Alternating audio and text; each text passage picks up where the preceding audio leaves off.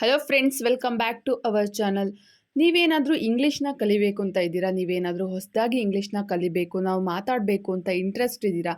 ನಿಮಗೆ ಇಂಗ್ಲೀಷ್ ಬರೋದಿಲ್ಲ, at the point English ಬರೋದಿಲ್ಲ, ನಿಮಗೆ ಫಸ್ಟಿಂದನೂ ಕೂಡ ಇಂಗ್ಲೀಷ್ ಬರ್ತಾ ಇಲ್ಲ, ಕನ್ನಡ ಮೀಡಿಯಮಲ್ಲಿ ಓದಿರ್ತೀರಾ ಅಂತ ಇದ್ದರೆ ಇಂಗ್ಲೀಷ್ ಕಲಿಯೋದಕ್ಕೆ ತುಂಬಾ ಯೂಸ್ಫುಲ್ ಆಗಿರುವಂತಹ ಸೆಂಟೆನ್ಸ್ಗಳ ವೀಡಿಯೋಗಳನ್ನು ನಾನು ಹಾಕ್ತಾ ಇರ್ತೀನಿ.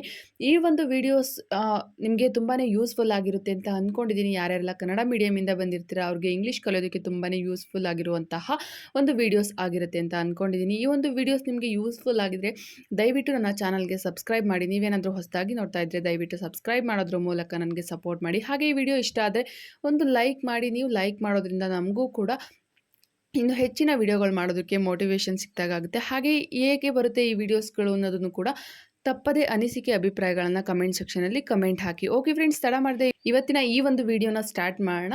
ಸ್ಕಿಪ್ ಮಾಡದೆ ಕೊನೆವರೆಗೂ ನೋಡಿ, ಆಗ ನಿಮಗೆ ಇಂಗ್ಲೀಷ್ ಕಲಿಯೋದಕ್ಕೆ ತುಂಬಾ ಯೂಸ್ಫುಲ್ ಆಗಿರುವಂಥ ಸೆಂಟೆನ್ಸ್ಗಳು ಗೊತ್ತಾಗುತ್ತೆ. ಹಾಗೆ ಒಂದು ನೋಟ್ಬುಕ್ಕು ಮತ್ತು ಪೆನ್ನ ಇಟ್ಕೊಂಡು ನೋಟ್ ಮಾಡ್ತಾ ಹೋಗಿ, ಆಗ ನಿಮಗೆ ಯೂಸ್ಫುಲ್ ಆಗಿರುತ್ತೆ. ಓಕೆ ಫ್ರೆಂಡ್ಸ್, ಫಸ್ಟ್ ಸೆಂಟೆನ್ಸ್ನ ನೋಡೋಣ.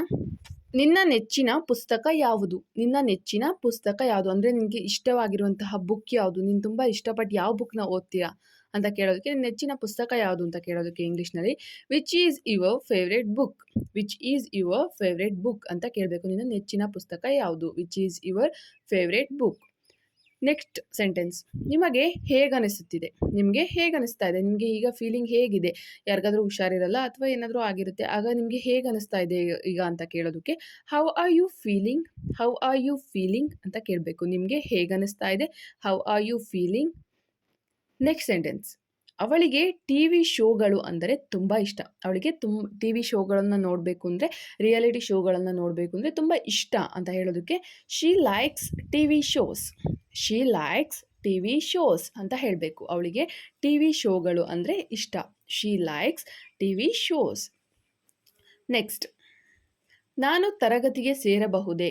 ನಾನು ತರಗತಿಗೆ ಸೇರಬಹುದೇ? ನಾನು ಸ್ಕೂಲ್ಗೆ ಜಾಯಿನ್ ಆಗ್ಬೋದಾ? ನಾನು ಕ್ಲಾಸ್ಗೆ ಜಾಯಿನ್ ಆಗ್ಬೋದಾ ಅಂತ ಕೇಳೋದಕ್ಕೆ may I join the class, may I join the class ಅಂತ ಕೇಳಬೇಕು. ನಾನು ಈಗ ನೀವು ಒಳಗಡೆ ಹೋಗ್ತೀರಾ, ಟೀಚರ್ಸ್ ಇರ್ತಾರೆ, ನಾನು ಕ್ಲಾಸ್ಗೆ ಸೇರ್ಬೋದಾ, ಒಳಗಡೆ ಬರ್ಬೋದಾ ಅಂತ ಕೇಳೋದಕ್ಕೆ may I join the class ಅಂತ ಕೇಳಬೇಕಾಗಿರುತ್ತೆ. ನೆಕ್ಸ್ಟ್ ಸೆಂಟೆನ್ಸ್ನ ನೋಡೋಣ. ಅವನು ಅಡುಗೆ ಮಾಡುತ್ತಿದ್ದಾನೆ, ಅವನು ಅಡುಗೆ ಮಾಡ್ತಾ ಇದ್ದಾನೆ. ಅವನ ಹೆಂಡತಿ ಇರಲಿಲ್ಲ ಅಥವಾ ಅವನ ಮನೇಲಿ ಯಾರೂ ಇರಲಿಲ್ಲ, ಅವನು ಅಡುಗೆ ಮಾಡ್ತಿದ್ದಾನೆ ಅಂತ ಹೇಳೋದಕ್ಕೆ he is cooking lunch, he is cooking lunch ಅಂತ ಹೇಳಬೇಕು. ಅವನು ಅಡುಗೆ ಮಾಡ್ತಾ ಇದ್ದಾನೆ, he is cooking lunch. Next, ನಾವು ಈಗ ನಮ್ಮ ವಸ್ತುಗಳನ್ನು ಪ್ಯಾಕ್ ಮಾಡಬಹುದೇ? ನಾವು ಈಗ ನಮ್ಮ ವಸ್ತುಗಳನ್ನು ಪ್ಯಾಕ್ ಮಾಡ್ಬೋದಾ? ನಾವೀಗ ನಮ್ಮ ವಸ್ತುಗಳನ್ನು ಪ್ಯಾಕ್ ಮಾಡ್ಕೋಬೋದಾ? ಎಲ್ಲಾದರೂ ಟ್ರಿಪ್ ಹೊರಟಿರ್ತೀರ, ನಾವು ನಮ್ಮ ವಸ್ತುಗಳನ್ನು ಈಗ ಪ್ಯಾಕ್ ಮಾಡ್ಕೋಬೋದಾ ಅಂತ ಕೇಳೋದಕ್ಕೆ can we pack our things now, can we pack our things now ಅಂತ ಕೇಳಬೇಕು. ನಾವೀಗ ನಮ್ಮ ವಸ್ತುಗಳನ್ನು ಪ್ಯಾಕ್ ಮಾಡ್ಬೋದಾ? Can we pack our things now. Next, ನಾನು ಟಿ ವಿ ನೋಡುತ್ತಿದ್ದೇನೆ, ನಾನು ಟಿ ವಿ ನೋಡ್ತಾ ಇದ್ದೀನಿ. ಏನು ಮಾಡ್ತಾ ಇದ್ದೀನಿ ನೀನು ಅಂತ ಕೇಳಿದಾಗ ನಾನು ಟಿ ವಿ ನೋಡ್ತಾ ಇದ್ದೀನಿ ಅಂತ ಹೇಳೋದಕ್ಕೆ I am watching TV ಅಂತ ಹೇಳಬೇಕು. I am watching TV. ಅಥವಾ ನೀವು ಮೊಬೈಲ್ ನೋಡ್ತಾ ಇದ್ದೀರಾ ಅಂದರೆ ಐ ಆಮ್ ವಾಚಿಂಗ್ ಮೊಬೈಲ್. ಈ ರೀತಿಯಾಗಿ ನೀವು ಸೆಂಟೆನ್ಸ್ನ ಫಾರ್ಮ್ ಮಾಡ್ಬೋದಾಗಿರುತ್ತೆ. ನೆಕ್ಸ್ಟ್ ಸೆಂಟೆನ್ಸ್ ನೋಡೋಣ. ನಾನು ಪ್ರಶ್ನೆಗೆ ಉತ್ತರಿಸಬಹುದೇ?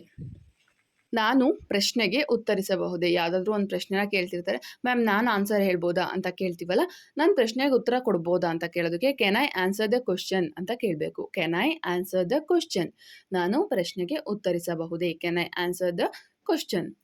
ನೆಕ್ಸ್ಟ್ ಸೆಂಟೆನ್ಸ್, ನಾವು ಪುಸ್ತಕ ಓದುತ್ತಿದ್ದೇವೆ, ನಾವು ಪುಸ್ತಕ ಓದ್ತಾ ಇದ್ದೀವಿ. ಈಗಲೂ ಕೂಡ ಓದ್ತಾನೇ ಇದ್ದೀವಿ, ನಾವು ಪುಸ್ತಕ ಓದ್ತಾ ಇದ್ದೀವಿ ಅಂತ ಹೇಳೋದಕ್ಕೆ we are reading a book, we are reading a book ಅಂತ ಹೇಳಬೇಕು. ನಾವು ಪುಸ್ತಕ ಓದ್ತಾ ಇದ್ದೀವಿ, we are reading a book. Next sentence, ನಾವು ಹೊರಗೆ ಹೋಗಬಹುದೇ? ನಾವು ಹೊರಗೆ ಹೋಗಬಹುದೇ? ನಾವು ಹೊರಗಡೆ ಹೋಗ್ಬೋದಾ? ಮ್ಯಾಮ್ ನಾವು ಹೊರಗಡೆ ಹೋಗ್ಬೋದಾ? ಅಥವಾ ಯಾರು ನಿಮ್ಮ ಮನೆಯಲ್ಲೇ ಕೇಳ್ಬೋದು ನೀವು ಈ ಒಂದು ಕ್ವಶನ್ನ.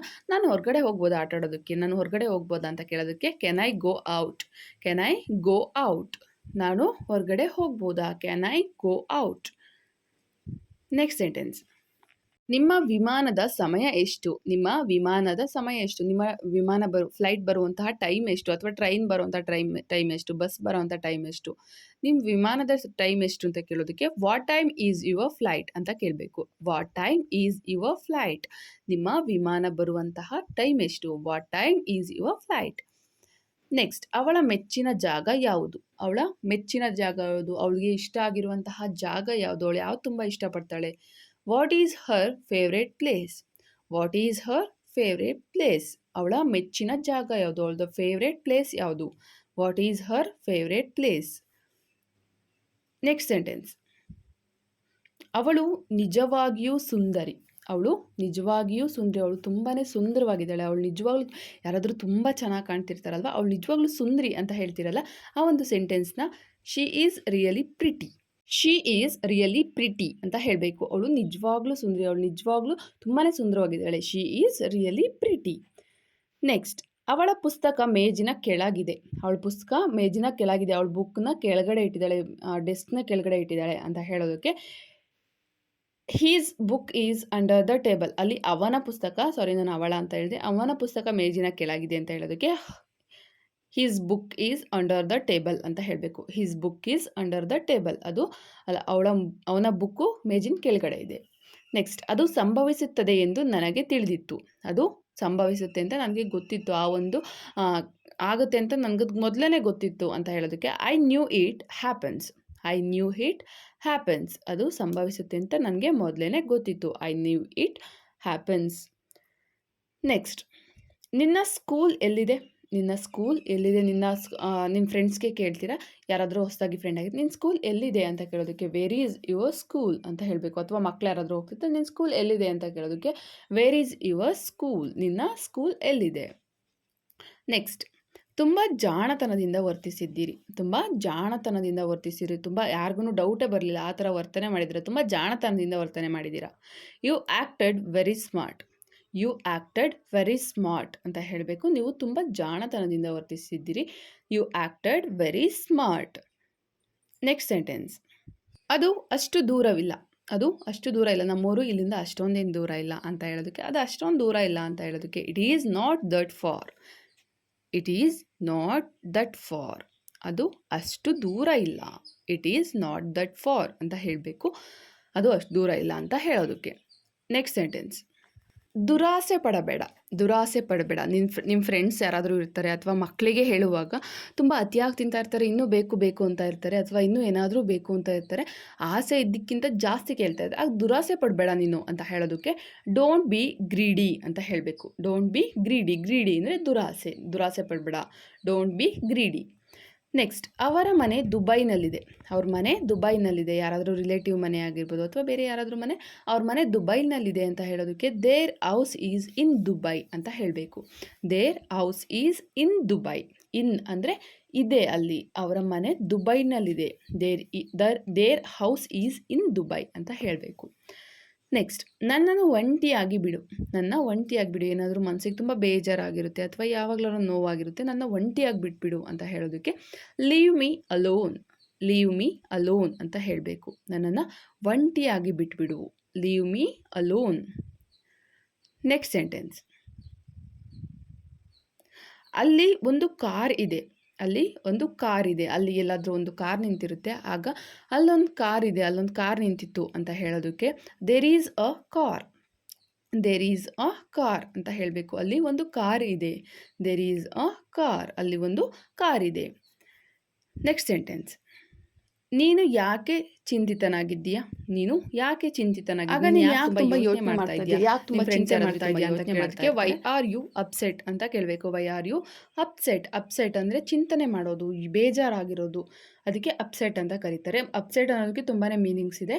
ಇಲ್ಲಿ ಚಿಂತೆ ಮಾಡ್ತಿದ್ಯಾ ಅನ್ನೋದಕ್ಕೆ ಅಪ್ಸೆಟ್ ಅಂತ ಕೇಳಬೇಕು. ನೀನು ಯಾಕೆ ಚಿಂತೆ ಮಾಡ್ತಾ ಇದೆಯಾ? Why are you upset. Next sentence, ಎಷ್ಟು ಹೊತ್ತು ಬೇಕಾಗುತ್ತದೆ? ಎಷ್ಟು ಹೊತ್ತು ಬೇಕಾಗುತ್ತೆ? ಇಲ್ಲಿಂದ ಅಲ್ಲಿಗೆ ಹೋಗೋದಕ್ಕೆ ಎಷ್ಟೊತ್ತು ಬೇಕು? ಅಥವಾ ಇಲ್ಲಿಂದ ನೀನು ಬರೋದಕ್ಕೆ ಎಷ್ಟೊತ್ತು ಬೇಕು ಅಂತ ಕೇಳೋದಕ್ಕೆ how long does it take.